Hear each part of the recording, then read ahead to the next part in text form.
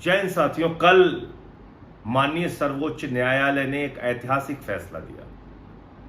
एक ऐसा फैसला जिसने बाबा साहब डॉक्टर भीमराव अंबेडकर जी के द्वारा बनाए गए संविधान की रक्षा करने का काम किया।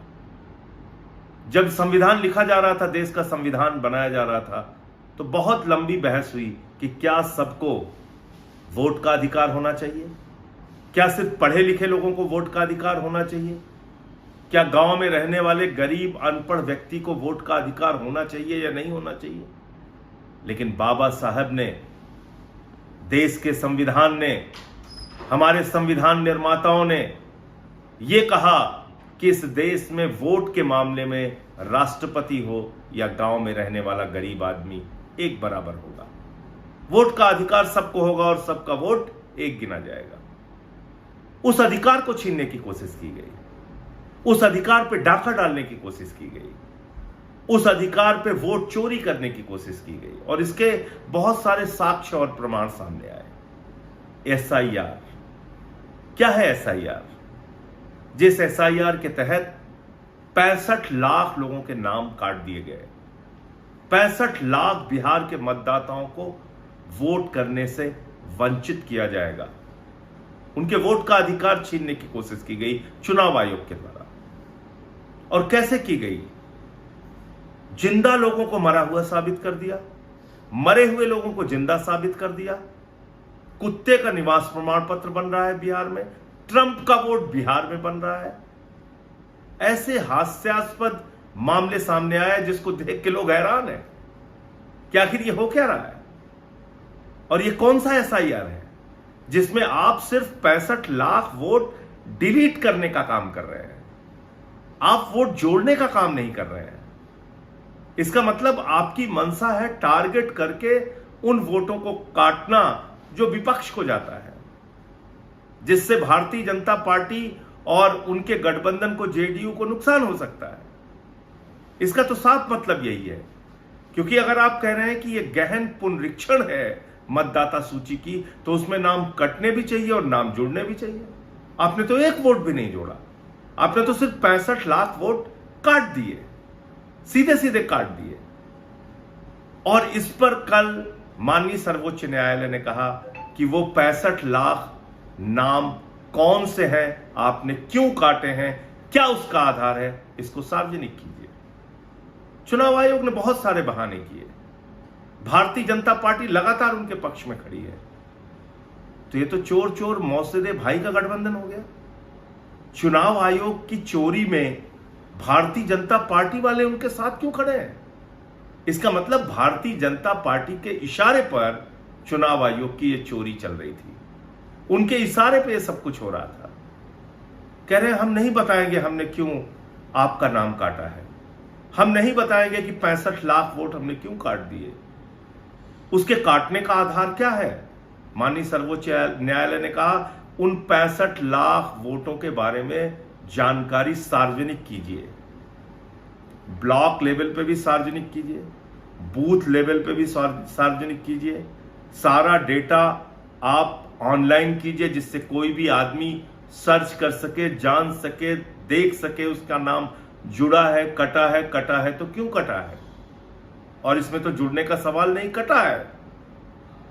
अब इसमें एक और नया खेल है जिसकी चर्चा मैं आज आपसे करना चाहता हूं। वो खेल है नॉट रिकमेंडेड।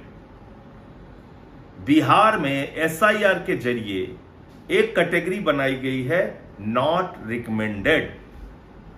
अब ये नॉट रिकमेंडेड कैटेगरी क्या है, ये कहां से आई और इसका आधार क्या है, किसी को कुछ नहीं मालूम। 2 जिलों का उदाहरण सामने आया है, कई पत्रकारों के माध्यम से और कई बुद्धिजीवियों के माध्यम से। और उसमें क्या कहा गया है कि इस गहन पुनरीक्षण प्रक्रिया के जरिए, यानी कि एसआईआर के जरिए, दरभंगा डिस्ट्रिक्ट में जहां पर 30 लाख वोट थे उसको काट कर 28 लाख वोट कर दिया गया, यानी 2 लाख मतदाता एसआईआर के जरिए डिलीट कर दिए गए। अब बचे 28 लाख मतदाता। अब उन 28 लाख मतदाताओं में 2,94,000 मतदाताओं का नाम बीएलओ के द्वारा नॉट रिकमेंडेड कर दिया गया। बात को समझिए, बूथ लेवल ऑफिसर जो लेखपाल होता है, जो स्कूल का टीचर होता है, या कोई और अधिक छोटे जो क्लास 3 के कर्मचारी होते हैं, उन्होंने नॉट रिकमेंडेड कैटेगरी में 2,94,000 वोट सिर्फ और सिर्फ दरभंगा जिले के रख दिए। अबे नॉट रिकमेंडेड किस आधार पे किया उन्होंने? यानी कि एक बीएलओ कह रहा है कि संजय सिंह का नाम जुड़ना चाहिए, नहीं जुड़ना चाहिए, और हम रिकमेंड कर रहे हैं कि इनका नाम नहीं जुड़ना चाहिए। किसी विकास, किसी सुनील, किसी का नाम जुड़ना चाहिए या नहीं जुड़ना चाहिए, हम रिकमेंड कर रहे हैं कि ये नहीं जुड़ना चाहिए। ये कौन कह रहा है? बीएलओ कह रहा है। और ऐसे कितने मतदाता है एक जिले में? 2,94,000। दूसरा मामला आया है कैमूर जिले का। कैमूर जिले में भी 1,40,000 के करीब मतदाता ऐसे हैं जिनको बीएलओ के द्वारा नॉन रिकमेंडेड कैटेगरी में डाला गया है। अब बात को समझिए, अगर यह काम पूरे बिहार में हो गया तो ये 65 लाख वोटों का मामला ठीक होने के बावजूद लाखों वोट बीएलओ के नॉट रिकमेंडेड कैटेगरी के अंदर कट जाएंगे। इसीलिए कई बार सुप्रीम कोर्ट में दलील दी गई कि यह मामला सिर्फ 65 लाख का नहीं है। जब अंतिम सूची आएगी उस समय 1 करोड़ से ज्यादा वोट काट दिए जाएंगे। और ये इसी आधार पर कहा जा रहा है, एक जिले में 10%, 12% वोट अगर नॉट रिकमेंडेड कैटेगरी के अंदर कट गए तो फिर तो बिहार के चुनाव का कोई मतलब नहीं बचता। और मैं समझता हूं कि माननीय सर्वोच्च न्यायालय इस बात का संज्ञान जरूर लेगा और सभी पॉलिटिकल पार्टीज जो इस मुद्दे को उठा रही हैं, एसआईआर का विरोध कर रही हैं और जिस प्रक्रिया के तहत लोगों के नाम काटे जा रहे हैं मनमाने ढंग से, उस पर आवाज उठा रही हैं, उनको अभी बहुत लड़ाई लड़नी है। अभी आधी लड़ाई जीती गई है, आधी लड़ाई बाकी है। और आप कह सकते हैं कि आधे से ज्यादा लड़ाई बाकी है, क्योंकि ये नॉट रिकमेंडेड कैटेगरी कहां से आई और बीएलओ कैसे इसको नॉट रिकमेंडेड कर रहा है, ये तो किसी को पता नहीं। चुनाव आयोग बताने को तैयार नहीं। हम लोगों ने कभी भी सुना नहीं, जाना नहीं कि ये कौन सी कैटेगरी आ गई जो बीएलओ अपने आधार पे, अपने अधिकार के तहत नॉट रिकमेंडेड कर रहा है वोटर्स को।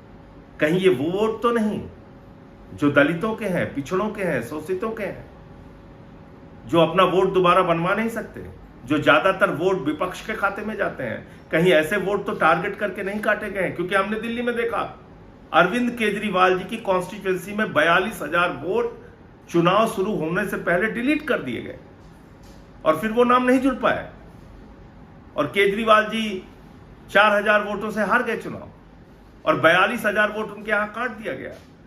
उनके ही विधानसभा क्षेत्र में एक केंद्रीय मंत्री के घर में मैंने स्वयं पकड़ा था और सार्वजनिक किया था, 33 vote, 35 vote, 22 vote, 25 vote, 15 vote ऐसे जुड़े थे, जिनके कोई पते एग्जिस्ट नहीं करते थे। ऐसे पतों पे 55 वोट जोड़े गए, कहीं गुमटी के पते पे, कहीं किसी जगह पे। इस प्रकार से वोट जोड़ के घपला किया गया दिल्ली के अंदर, बड़े पैमाने पे घपला किया गया। 14 कॉन्स्टिट्यूएंसीज में हमने पूरा चुनाव आयोग को एक आंकड़ा दिया था जिसमें हजारों हजार वोट भारतीय जनता पार्टी के कार्यकर्ताओं ने कटवाने के लिए एप्लीकेशन दी थी। तो आप समझ सकते हैं कि ये चुनावी घोटाला करके भारतीय जनता पार्टी राज्य दर राज्य चुनाव जीत रही है, देश का चुनाव जीत रही है। फिर हमारे चुनावी लोकतंत्र का क्या होगा? फिर हमारे वोट के अधिकार का क्या होगा? फिर इस देश के संविधान का क्या होगा? फिर तो सरकारें मनमाने ढंग से भारतीय जनता पार्टी की बनती जाएंगी, उनके गठबंधन की बनती जाएंगी। तो इसलिए अभी आधी लड़ाई माननीय सर्वोच्च न्यायालय के फैसले के कारण जीती गई है, जिसमें आधार को माना गया है कि अपना कार्ड दिखा के, आधार कार्ड दिखा के कोई भी अपने वोट जुड़वा सकता है।